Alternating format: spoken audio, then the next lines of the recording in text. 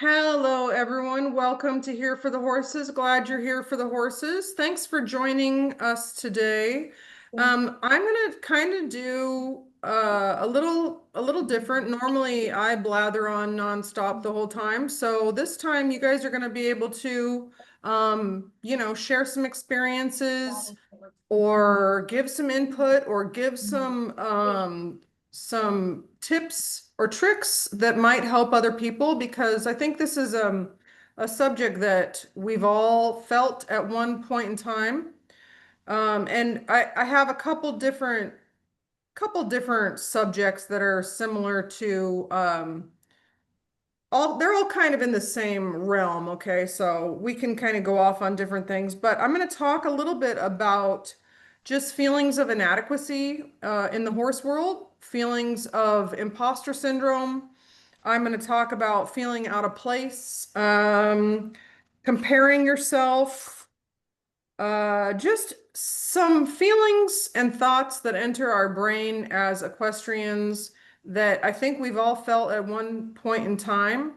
And I have a couple tips and a couple different ideas on how to help yourself in those situations, or even just acknowledging that that is how you feel and being okay with feeling that way, I think is really important.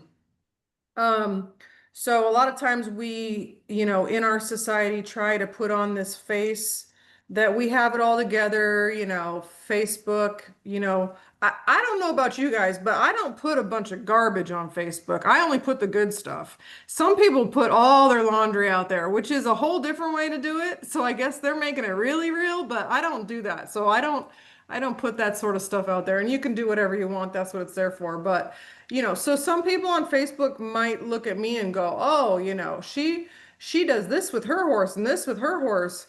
And the reality is, I have the same struggles that everybody else has with my horse. And I'll give you an example because this just recently happened. I had a friend of mine who has a very similar horse to me. And one day we were chit-chatting and she said, Aaron, I just want to have a close-knit relationship with my horse, because our horses are similar, with my horse like you have with your horse.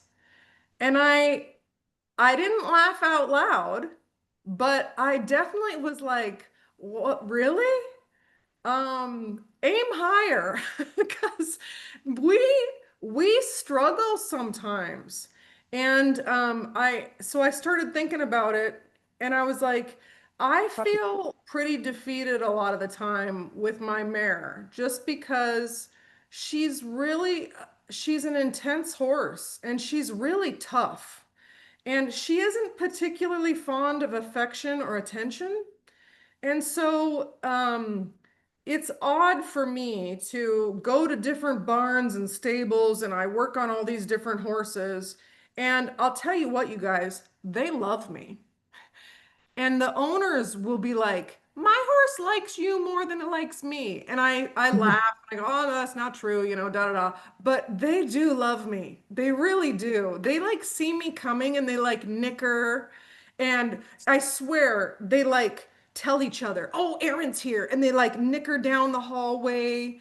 Some horses know what car I drive because I have a V8, so it has like a certain rumble to it. It has a certain sound. And the owners will tell me that their horse does like a little prance when they hear my car. And then you guys, so I get like, oh my gosh, I get all these good feelings. I come home and I call out to my mare. I'm like, Georgia, I love you. What's going on? And she goes, and I'm like, oh my gosh, my own horse like doesn't even care, And so it can be a little hard on your feelings, like feelings of like, I am a fraud, I'm a fake. And my friend said, she said, I wish I had a relationship with my horse the way you have one with yours. And I just thought, oh, let me be very honest with you. There's a lot to be desired. There's a lot to be desired. So don't feel bad. And then also the reality that some horses just aren't affectionate. They just don't want that. It's not who they are. Just kind of like people, if you know what I mean. Some people like need hugs to feel alive, and some people don't really want to be touched. Okay, so understanding that you have the horse that's in front of you. That's why I say work on the horse in front of you, right? Train the horse that's in front of you, not the one you had 5 years ago, not the one that, not the other horse that's in the pasture that acts differently. So just kind of having that realization that we've all kind of felt some way inadequate in different ways. That's what kind of sparked this idea for this live at 5. It's a little bit different. So what I want to do is I have a bunch of examples, okay? And so I want to kind of go through them, and then I have examples, and then I have solutions that I kind of looked up for, what to do when you feel like this. And it came up with some really good solutions. So I want to go over these with you and just hear from you guys on what you have to say or experiences that you've had, and looking back at stuff now. And then I also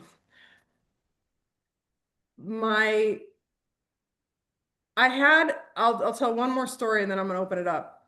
I had someone online um message me on one of my videos, and she said, "How has your relationship with your horse changed because of your body work?" And that also made me feel, and this sounds bad, but it made me feel inadequate, because I still have a horse that doesn't really like to be touched. She doesn't really care for it. Okay. So I was like, I know that we've made huge improvements, but I still have a horse that she does not nicker at me. She does not come up to me in the pasture. Okay. And the reason this has become so blaringly obvious, because I just was like, that's who she is because I got Chester. And Chester loves love.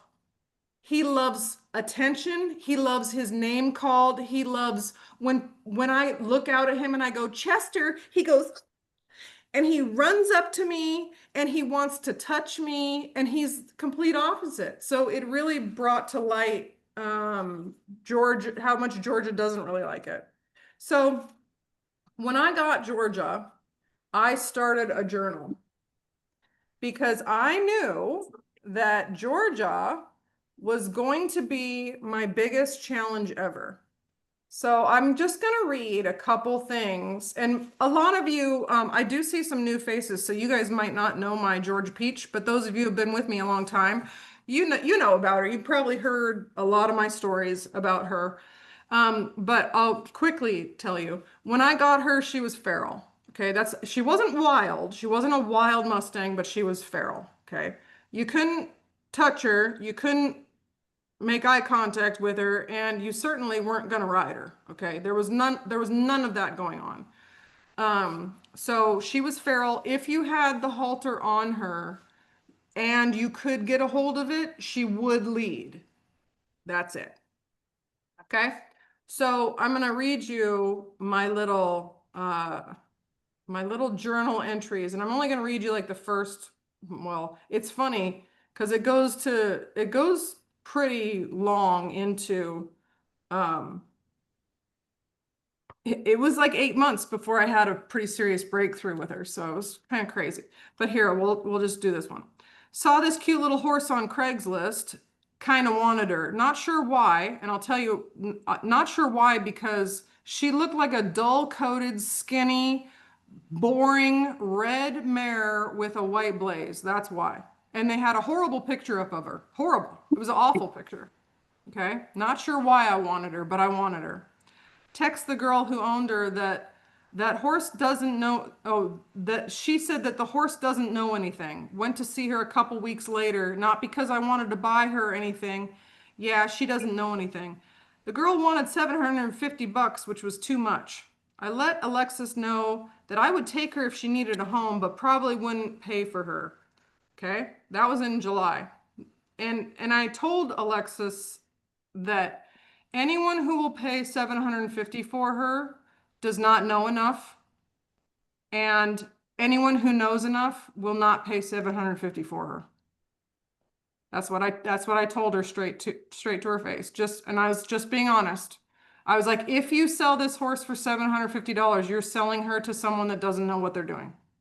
That was the state she was in. Okay, fast forward to December. Early December rolls around, I get contacted by Alexis. The girl that was going to buy her dropped out because her parents her parents said no. She asked if I'd pay 400 for her. I said no, I'd pay 300, I guess. On my way to pick her up in December, I got her December 20th of 2015. Merry Christmas to me. She was skinny. Did good going in the trailer, minimal coaxing. Evaluation. Can't touch her really.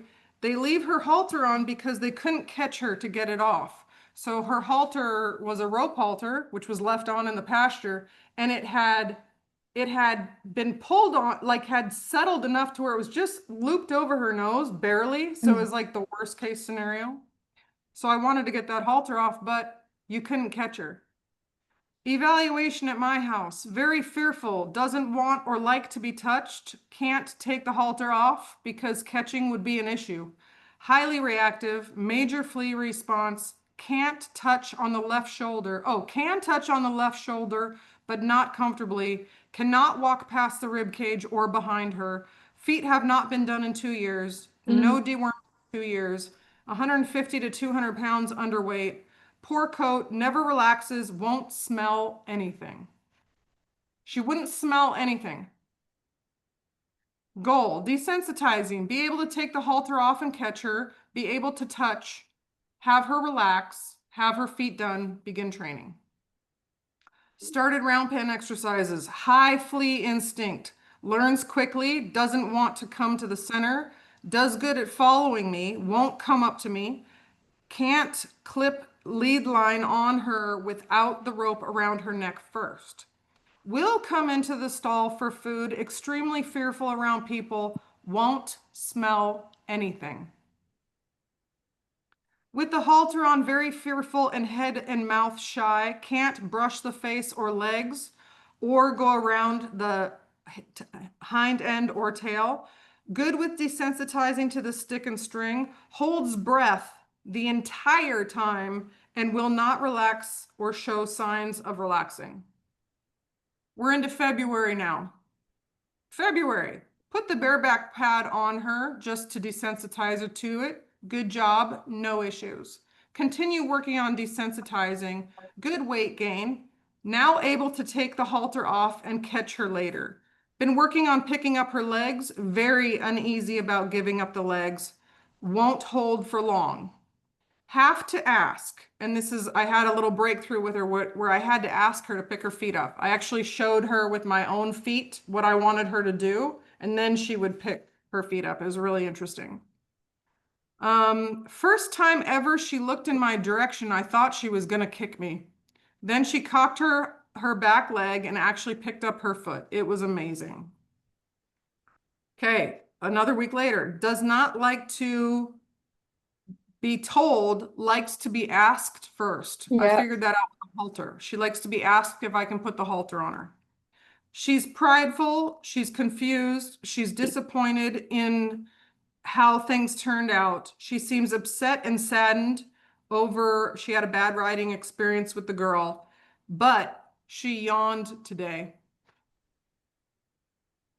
Next day, she nickered at me, still won't relax, doesn't like to make eye contact, doesn't like to be touched, will pick up all 4 feet to be picked out, planning on a trim soon. Can brush all the way through, still won't smell anything. March, first time saddle on, great job, no issues, no bucking, no fear, wouldn't smell the saddle. April, Georgia got her feet trimmed. Did good, was uncomfortable, still hesitant about touch and movement, doesn't relax, lick the lips, or lower her head, or make eye contact, or smell anything, or breathe. Doing good in the round pen. So April 5th was the first day that I trimmed her. So I trimmed her first before anybody else because I didn't want to risk anybody else's life. Okay, May. I got her in December, guys. Better at being caught, but still doesn't like it. May 24th, had the barefoot trimmer out, didn't go well. Only got the fronts done. The practitioner kept getting into her space and trying to make her love her. She kept trying to touch her face and kiss her. Georgia did not appreciate that. Mm-mm. Had to have her stop at the hind end. So yeah, we only got the two front feet done. The 27th, put on the saddle pad. She did great, no problems. Wouldn't smell it. Did lick the lips though. And when she licked her lips, I found out she was holding a bunch of drool. So she doesn't swallow either. So that's how nervous she was and tight. Starting to look at me. Starting to look at my horse is starting to look at me, you guys. That's right. June, had a great round pen experience, did good joining up, relaxed more, dropped the head for the first time in June. She dropped her head for the first time, worked on her hind feet, looked at me more. I got Georgia a new halter July 11th. I've talked about this before. It's a sky blue halter that's nice and soft, a nice soft rope halter. She didn't like the one with the two knots that smelled like a gelding. That was the one I use on every horse. This black nylon rope that has two knots on the nose. My very sensitive gelding didn't care for it either, but he was smart enough to drop his head and get those knots off his nose, but Georgia just wanted a new halter. On the 25th of June, Georgia came up to me for the first time. Okay. So it goes on, and I had to bring this out and read it to remember where we came from. Because sometimes it's hard, and sometimes you feel like you're losing and you're not what the horse needs. Okay.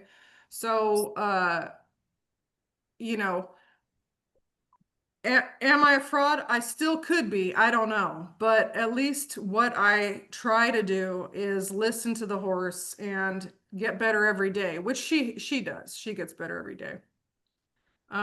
Stephanie says, listening to what you started with, I'd say you've made huge improvements. The changes are made are slow, but you don't see that. Yeah, you don't see that old horse in the videos. I know that. Yeah. So that's the thing is, you have to remember that it's a slow process. So I want to go over a couple feelings, and I'll just read out the first ones here, and then we'll talk about them. And you guys can unmute anytime you want to add to something or raise your hand and I'll call on you. The first one is feeling like you're not good enough for your horse. Okay. Feeling like you're not good enough for your horse. Okay. And that can just be second guessing every decision, what to feed, how to ride, whether your horse is happy or not. Okay. Another one that I've seen is imposter syndrome in the barn. Okay. You feel like a fraud when you're around experienced horse people. I think we've all kind of felt like that at some point in time where you just don't quite live up to these fancy horse folk, right? That have been doing a long time. They seem to have an answer for everything. Sometimes you can even assume that they're silently judging you for how you ride or handle your horse, groom your horse, what your horse looks like, how much you got your horse for, all that. And then a third one here is feeling out of place around real horse people. Okay. You feel like you don't belong in the horse world. And then you can be nervous about speaking up in lessons, or you avoid clinics because you're not a good rider or you're not a real horse person. Okay.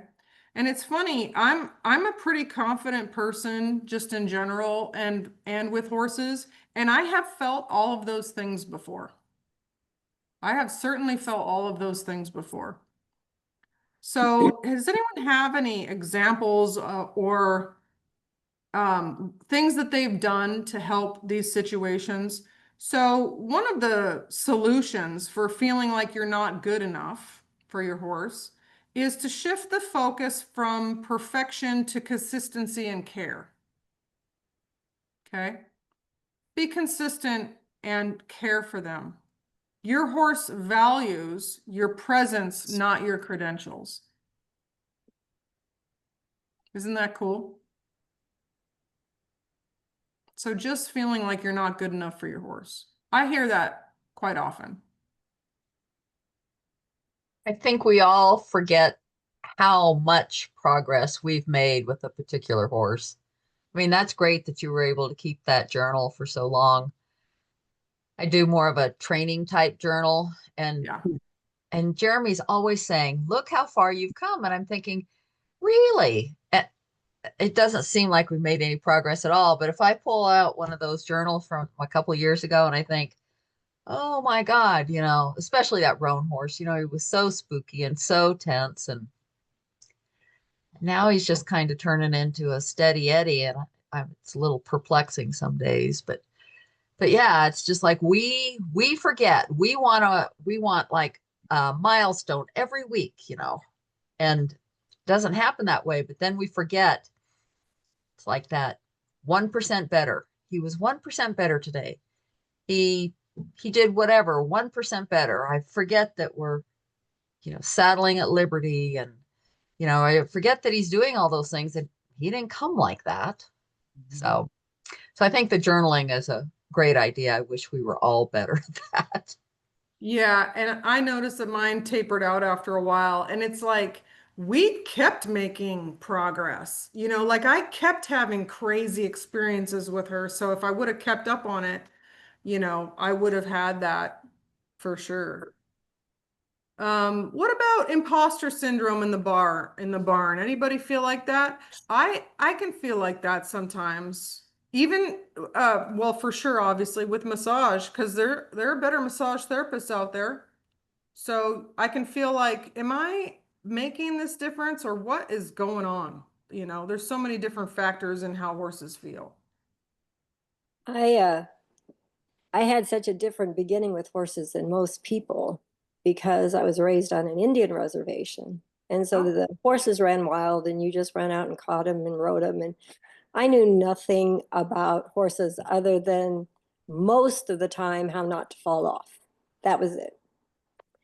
When we moved to town and I had a friend who had her horse in 4-H, she would be talking about all these training things she's doing with her horse and gaits and tack. I mean, I never rode a saddle until I was probably in my 20s. And to this day, I very rarely, you'll never see me hardly in a saddle because it's not my thing because it wasn't how I was raised. And I was around her and I felt like she was talking a foreign language. And I'd been around horses my whole life, but I knew nothing about horses other than, you know, get on them, ride them, race them, but don't fall off. That's what I knew. And so I felt ignorant. And even to this day, I feel a lot of ignorant around other people who have been trained to ride their horses in a more formal way with lessons, with, you know, all of that. And I know when I got horses as an adult and I needed to train them, I knew I needed a system. So I got into Pirelli and I've trained now 7 or 8 horses with Pirelli and I feel comfortable with them, but I still feel alien around people who know everything about gaits and all of that. I know none of that. And frankly, the way I ride my horses, I don't even care most days because I trail ride my horses. And I don't care whether they do lead chains. I've never trained a horse to do a lead change. And so that's where my feelings of inadequacy come in because I'm very, very ignorant. I care for my horses, so I guess that's good. yeah, And excellent. and we make progress, and I think that's good. But I still feel very alien around people who are raised conventionally around horses. You know what's funny is, so I was raised backyard horse stuff, never had lessons until, I mean, I've taken more lessons as like an adult than I ever did as a kid. And so, you know, I messed up a bunch. Now looking back, I'm like, oh yeah, you were an idiot. Anyways, but what was really funny was going from me, you know, backyard Western person, and then I would ride trails and Western, so we could probably ride real similar, Leanne. I started massage, but I massage dressage horses mostly. Okay. That is a whole nother world. And they were talking about their tests. This is a funny example. Their tests, right? They do these tests. One of my clients was like, we got a 67 on a test. And I went, oh, you'll do better next time. Right? Because a 67 in my world is a D. That's a D, because that's all I know from school. But they were pretty darn happy with their 67. And the tone that they were like, I got a 67, like the kid that always fails but finally got a D, he's excited. The tone that they said that with like made me think they're happy with that. And so then I learned like the percentages of the dressage tests, and like they were pretty darn happy with that because it's a brand new test or whatever. And so then I started learning, and yeah, it was a whole different world, a whole different dialogue. They're like, Piaf Passage, oh, we're working on this, we're working on that. And I had to learn quick what they were talking about. So I would write down these phrases that people would say. I'd nod and smile. Oh, yeah, yeah, totally get it. And I'd write these phrases down, and then I would go Google them to find out what they're talking about so that I had a better idea. So that's hilarious and super common, right? Super common. Carrie, what do you got? Okay, so I've started equine massage like in '08, and I did an online class, and then when the lady come to Nebraska, I ended up doing the 3-day in person and felt fairly confident leaving there, but then the confidence just kind of like went away like shortly after that. And so, working on my own horses, sometimes I'd get really good responses and sometimes I'd get nothing. And then I just play with other people's horses like at drill, and sometimes I'd get really good reactions, sometimes I wouldn't. So I've kind of like bebopped back and forth all these years. I've dabbled in many different genres of massage, equine sports, rehabilitation, acupressure, what is it, the essential oils, the raindrop, and your class, and a little bit of Masterson method, and I just never ever feel like I'm consistent enough to be able to charge, and so I never do, and that's keeping me paralyzed. Yeah. So I that's where I'm at. remember starting out just feeling like they're gonna find out I'm not very good at this. But I just kept going. I just kept going. I had to keep going. And then occasionally I would, you know, it's funny. People are really quick to, and I'm not, no, people don't normally criticize about equine massage, but I'm just talking in general. People are real quick to say something they don't like about something, but they're pretty slow to tell you when something's gone well. And I'll be talking to clients, and it'll be like, "Oh, I remember when you first massaged my horse, and the next day, blah blah blah blah blah blah blah blah blah." They could tell this huge difference, and I was like, "Where was my phone call, man? Like, Right. tell me that."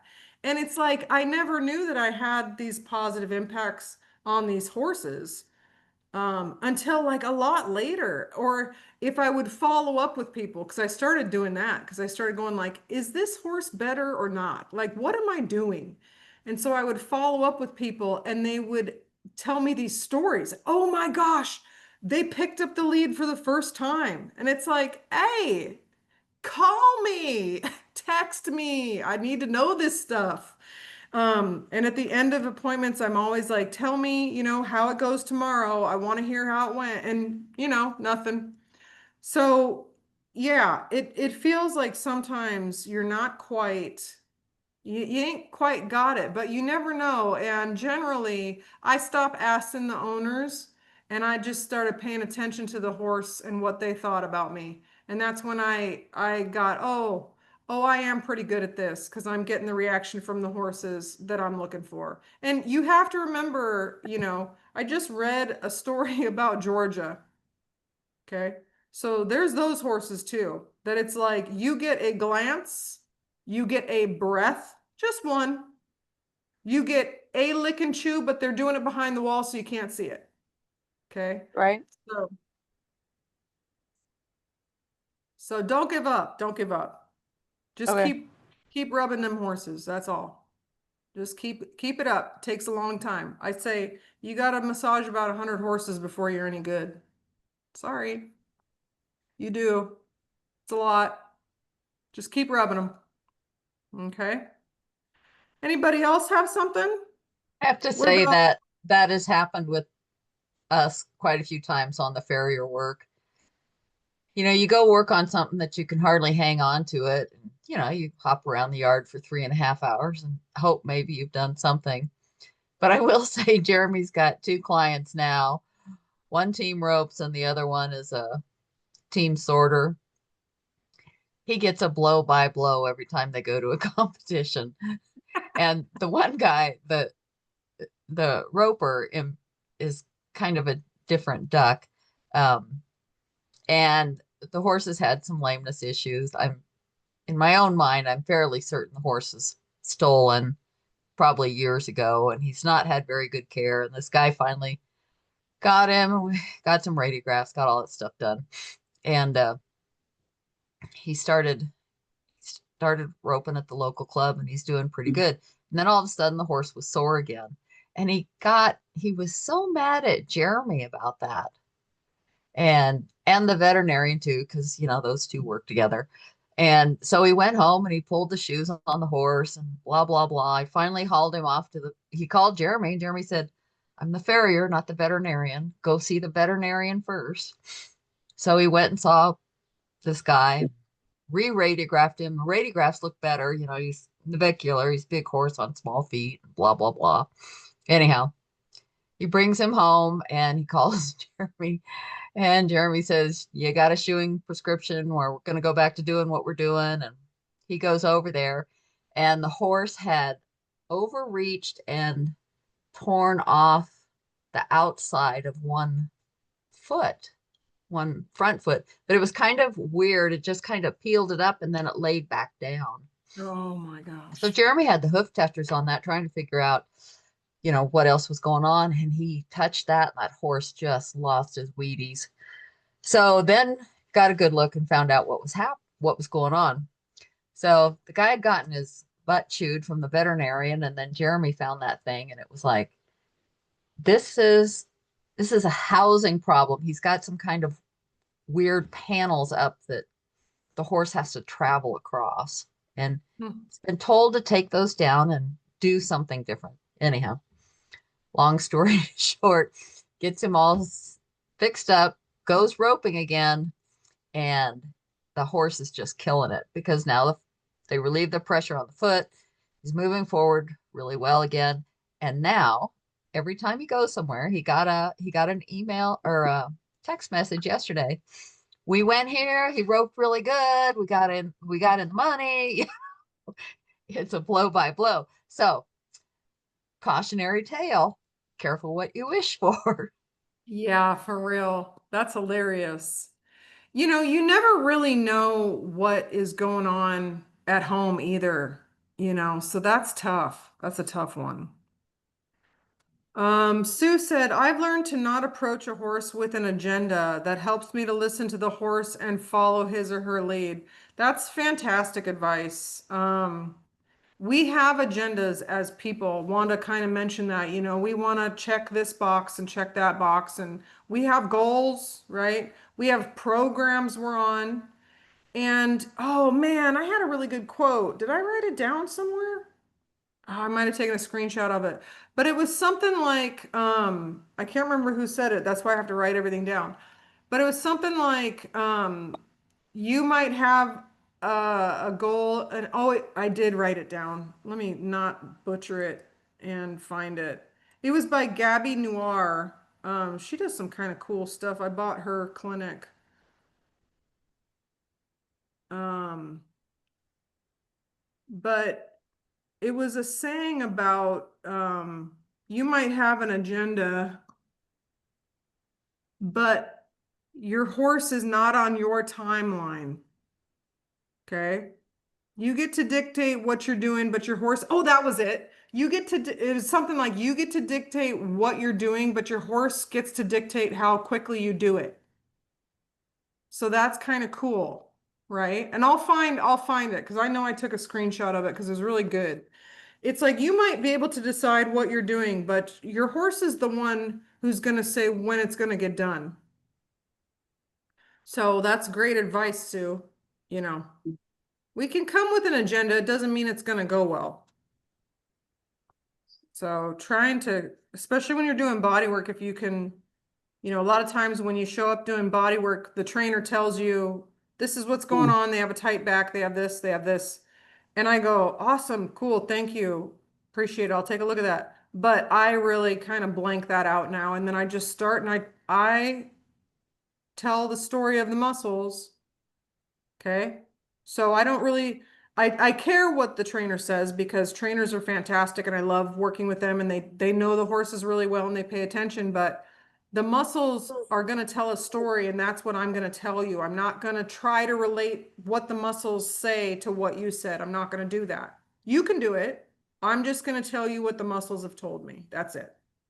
So yeah, coming without an agenda helps. All right.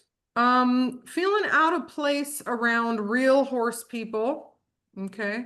Sometimes we have, and we've talked about this before.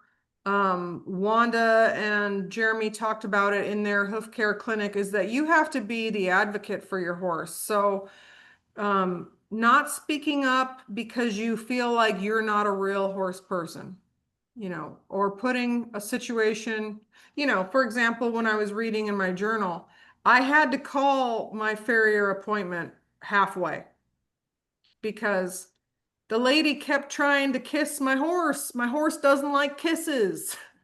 Please don't. She doesn't like people 5 feet in her bubble and you're trying to kiss her face and you're making her mad. So she went to grab for the hind foot and Georgia was like, it's not happening. She literally took her hind foot, she took it up and she took it across her body to the other side of her body. I was like, that could not possibly be more clear to me that she does not want you touching her at this point. So I called that. I called that appointment and I was fine with that. I told the hoof care practitioner, I clearly need to work on this horse more. And then I trimmed her for the next 6 months and it worked out just fine. It was fine. Okay. So a solution for that is just to reclaim your space. If you love horses, you belong there, period. Okay. One requirement, you love your horse. That's it. It doesn't matter who you're around, how smart everybody else is, how much training everybody else has had. Okay.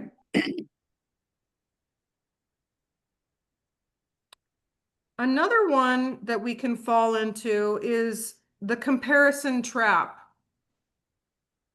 And y'all know what I'm talking about. You can compare yourself to other riders and you can compare your horse to other horses. Okay.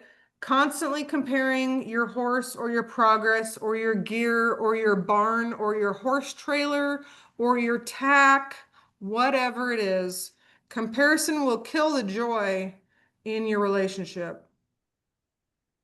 You do not have the same horse that somebody else has, and you don't have the same life either. Okay? So, kind of an example of how this can play out sometimes is you leave the barn feeling worse after watching somebody else, right? You leave feeling worse because you saw someone else and what they're able to accomplish, what they're able to do, blah, blah, blah, blah, blah.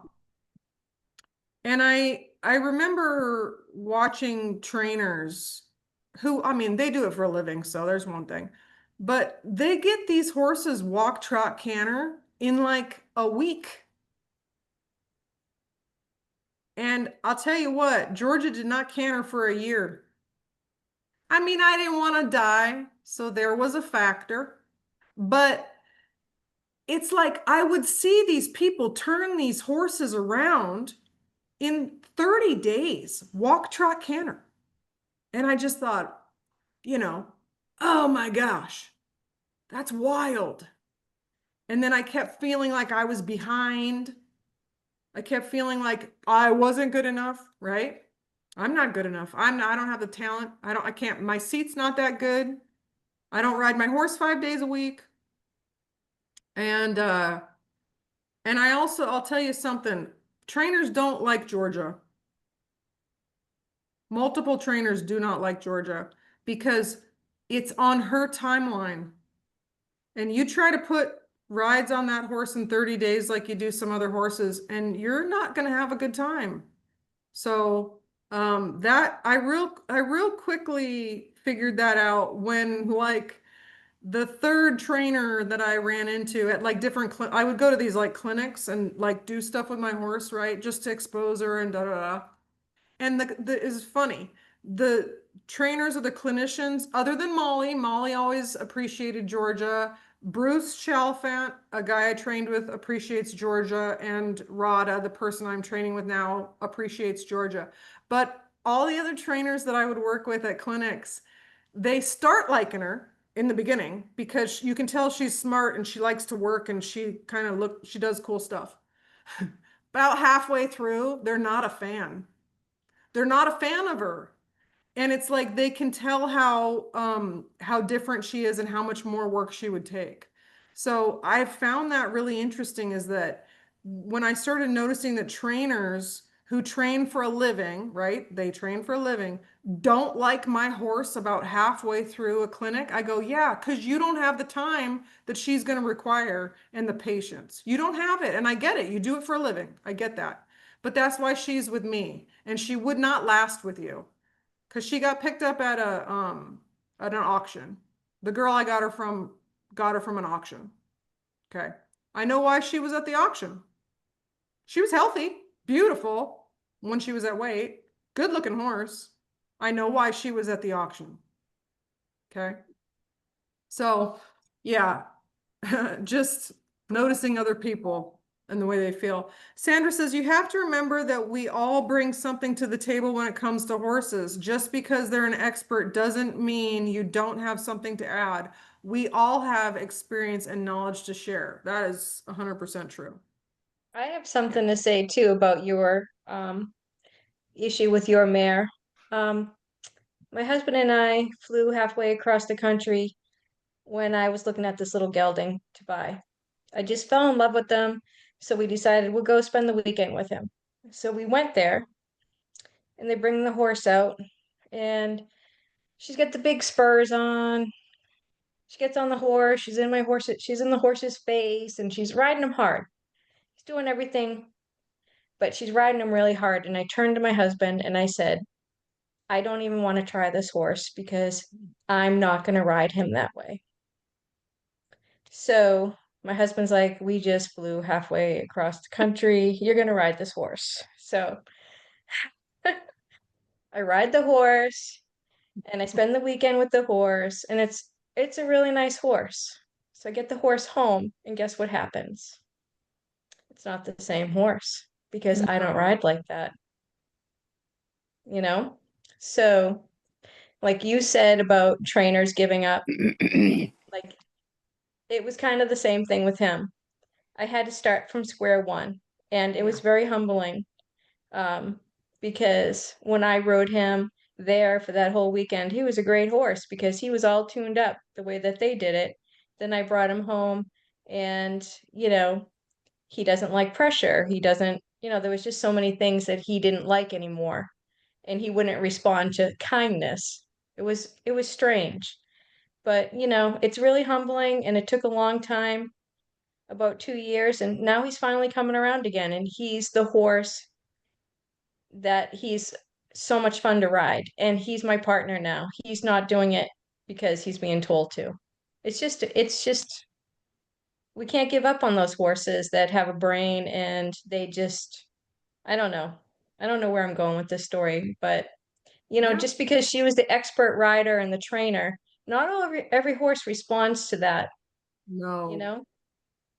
not at all. So it's It's been a journey. rewarding. It's rewarding once you stick through all the garbage, right? That's a lot. And it's Yeah, not just work. It's scary sometimes. Horses are yeah, big. And it's like, oh my gosh. I remember one night I was laying in bed and Georgia she's never done anything bad. Like she really hasn't, but there's so much power behind her and so much like it builds like this and you can like right. feel it. Time bomb. Yeah, Yeah, and it's so yeah, scary. And I remember one night I was laying in bed and she had done something, nothing crazy, but I witnessed the power that she had, hmm and it was enough for me to go, "Did you bite off more than you can chew? Did you mm, probably, I don't know, did you maybe not supposed to do this? Not good? I don't know. What are you going to do now?" And I just sat there for a little bit like doing that in my head, like, did you do something bad here? Was this not a good call? And I had that feeling with Chester once too, when I saw some of the trauma in his hind legs. I was like, right. you might not be able to fix this. You might not have the talent. So, Yeah, yeah, it's yeah. scary. It's hard. It was hard because, he's my retirement horse. I'm Okay. getting ready to retire, and I'm not a kid anymore that can, I don't want to be broken. I don't want to break a horse. I just want to have fun.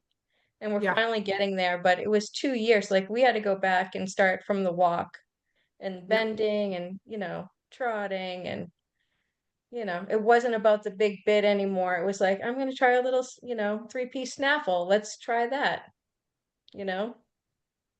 Yeah, it's wild. That's a wild ride. It's so cool that you hung out with him though. That's great. Kristen, what you got?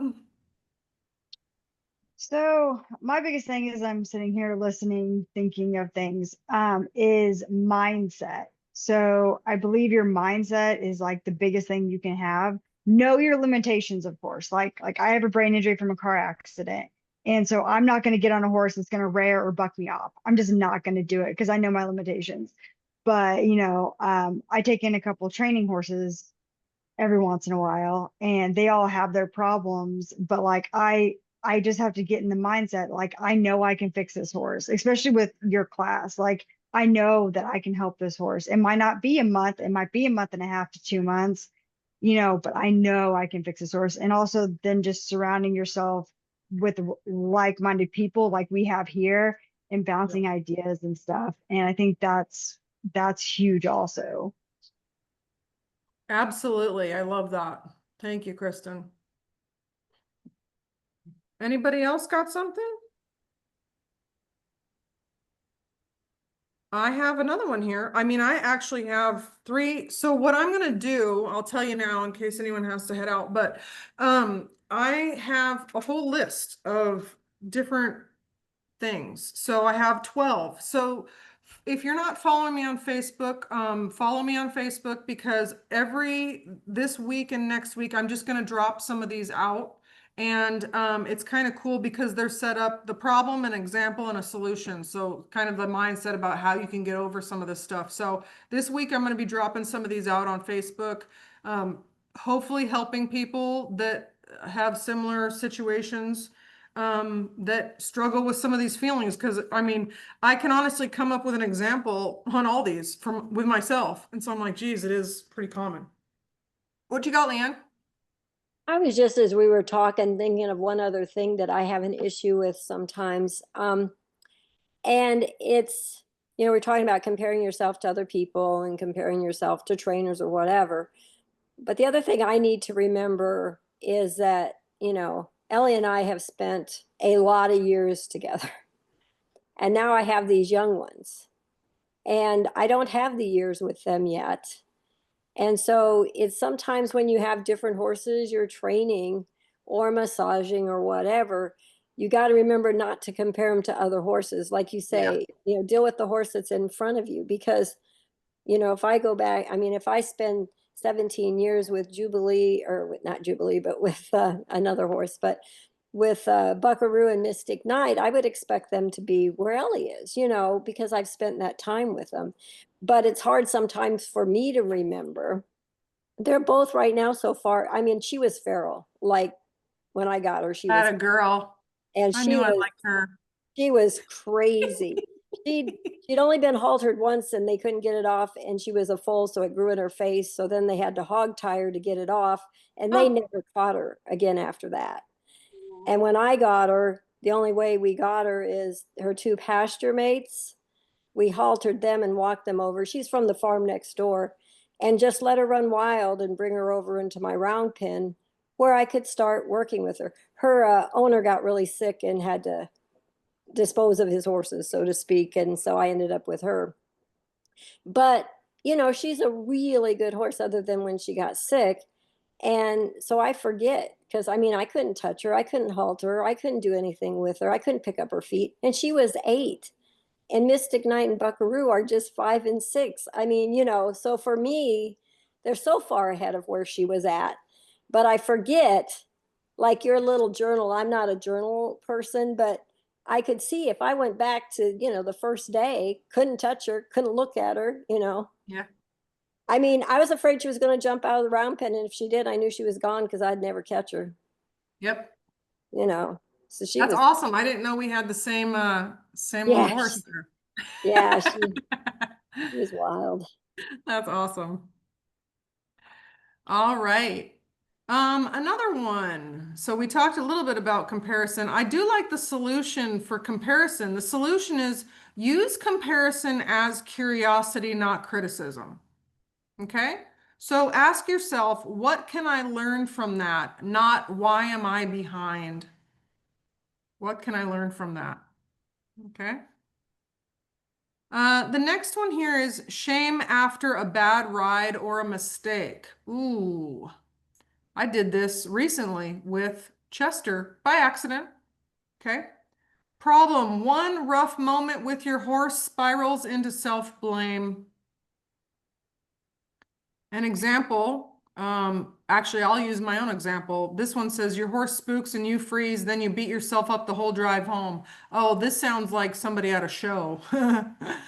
But with Chester, I had been working on his legs, doing really, really well. I was pretty happy. I mean, not really well. It was going good. It was going the way I wanted it to. And then I was like, I'm going to use a different method that I know. And I put a rope around his back foot, and everything went to a shit show really fast. And he kicked that rope off so many times that I couldn't figure out how to keep it on his leg. It was like rapid fire kicking it off. And I couldn't keep it on his leg. And I could tell I lost the little bit of trust that I had gained with him. It was gone because I think the rope was what was used in the first place to cause the trauma. So I just was like heartbroken because I just had started forming a relationship with this lovely little creature. And then I lost all of his trust because I made a bad decision unknowingly that it was a bad decision. And I did another one too. I smacked him once when he kicked out at me. I smacked him. That didn't work either. So you can't discipline him. So I smacked Georgia once, just literally one time in her whole life, and she was never did that again. Never, she was like, "All right, you got me, my bad. That was wrong of me." Chester was like, "Oh, really? I knew you were like that," and it just spiraled. Okay, so that was a mistake, and we did slide back, and it was a problem. Okay, but we started over, and I won't be putting ropes on his back legs again, obviously. But the solution to that says name it without judging it. Write down what happened, what you learned, and what you'll try next time. Which I didn't write it down, but I did. I definitely named it. I go, well, ropes ain't gonna work for him, that's for sure. And that's also when I feel like I figured out that that's what happened to him, because the reaction was it was just out of his mind. He was out of his mind. Um, and I don't judge myself too much because I didn't know, right? Write down what happened, that's what happened, what you learned, don't use a rope, and what you'll try next time. Well, positive reinforcement works with him. So treats, he doesn't get away with it if he doesn't do it. He doesn't get a treat for breathing, but he gets little treats when he does what I want, and I start asking for more. So that's worked out pretty well for him. So feeling shame after a bad ride or a mistake can happen. And I like the advice that's given is just name it without judgment, learn from it, and think about what you're going to try differently next time. Now, I think that's sometimes where we get stuck is we don't know what else to try. Isn't that the truth? Right? If you don't know other methods, then you don't know what else to try. So that's where I think some people can really get stuck in a pattern that's negative. So just kind of learning, nowadays you can find 20 different methods on fixing everything on the internet if you want to. But finding people that you trust, finding people that are willing to help you think outside the box. I've done some weird stuff to try to help horses think outside the box. Okay. Let's see. This one's interesting. Believing you're not a natural with horses. You're not a natural. Okay. Thinking that some good horse people are born with some magical gifts that you don't have. So just, I think we all kind of know what that is. Just struggling with timing or feeling clumsy on the ground or not having, what are they called? You have beautiful hands. That's an excellent seat. Okay. You're natural. The solution is horsemanship is a practical skill and every expert started somewhere. Some people do have more natural skill. They do. Think about music. I can just think about my daughter. She naturally could play the violin. I don't know how. I don't know how she does it. I took 2 years of guitar lessons. I still can't play the guitar. She picked up a violin and made it sound good, and I don't know how she did it. She's naturally gifted. And horse people are like that too. Some people have timing, some people have finesse. But just go with the skills that you're given and continue to work on them all the time. Horses are worth it, aren't they? They're so much fun. They're so worth it. That you can literally just go have a good time with your horse, sit out there with your coffee or your margarita and just enjoy the time with them. It's a beautiful thing. Okay. So I'm on number 6 and I have 12, but we're going to stop here. And like I said, we will continue on with this subject and I'll put up some little videos this week that talk about these individually. I think they're important to remind ourselves that horses are fun. And if you're not having fun, you're doing it wrong. That's what I always say. I try to tell my friends that sometimes because horses are fun. And I have some friends that it's more of a struggle sometimes, and they're not having fun. So I'm like, change whatever you're doing and just start having fun. Stop setting yourself up for disappointment or, expectations that aren't being met or, if some of my friends are afraid of their horses, it's like, just go spend some time with them, brush them, have fun with them.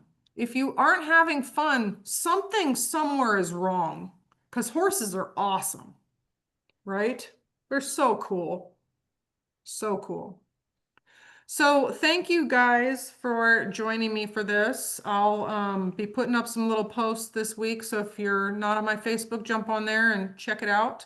And if you have stories, throw them up there too. I want to hear what you guys have experienced, and other little tidbits of knowledge and wisdom will be lovely that can help other people too. Okay. Oh, thank you. I appreciate it. Thanks, Lynn. I'm glad you're here. Thanks for coming. All right. Have a good one, you guys. Talk to you later. Bye.